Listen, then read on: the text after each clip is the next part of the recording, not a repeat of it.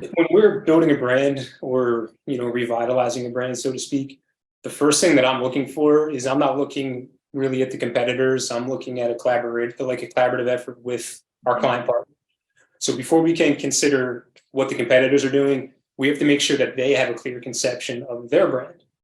And if they don't, then of course we're here to help them, shepherd that along. But first thing we want to do is make sure that you understand your brand, because you'd be surprised how many organizations just don't really have a firm idea of what their brand is. It goes back to our brand is our logo and nothing more, right?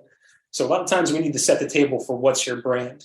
And then, then we will look at competitors. Of course, we'll look at, things that are very cosmetic, like visuals. If we are entering into a market, we don't want to look the same, right? We don't want to look like our competitor. We don't want to sound like our competitor. Right. That can come down to things like who we're using for voice talent, the kind of music we're using in our advertising. If we're talking about production, the fonts, the very basic fundamental building blocks of a brand. And we want to make those pop and we want to make those stand out. And then, of course, the messaging. We want to make sure that we have a unique message. We want to make sure that we have a selling proposition that is going to differentiate, our client when they have that jump call with another competitor over, say, price or something like that. We want to make sure that we're giving the brand experience that's going to push them over the line and get them that customer. I think you make a valid point, right? So of where it starts when we are evaluating. So can you both talk us through what those steps look like, this maybe checklist, if you will, of what a business can utilize to evaluate themselves to see if they really need a jump start?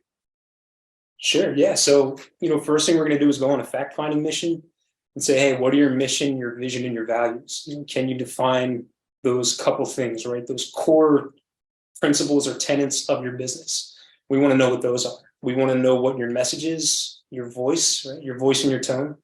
What are you saying, and how do you say it? How do you want to be perceived?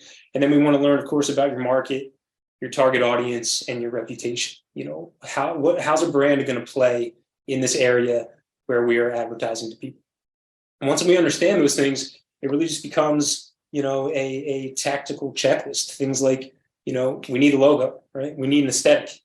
What colors do you hate? What colors do you love, right? It's purple off limits, things like that. Textures and patterns. When you look at a lot of marketing assets, you're going to see a lot of different textures, patterns, abstractions. We want to get those figured out, and we want to create, a standard there. Fonts. How are we treating our text? Things like tagline. Taglines are so important. They become your signature. Hopefully a tagline is something that you can marry your brand to for decades and make that a strong sticking point. Music, jingles. I love jingles. Some people think that jingles are kind of outdated, and why would I need a jingle? I don't do radio. I mean, jingles are so, they're so versatile.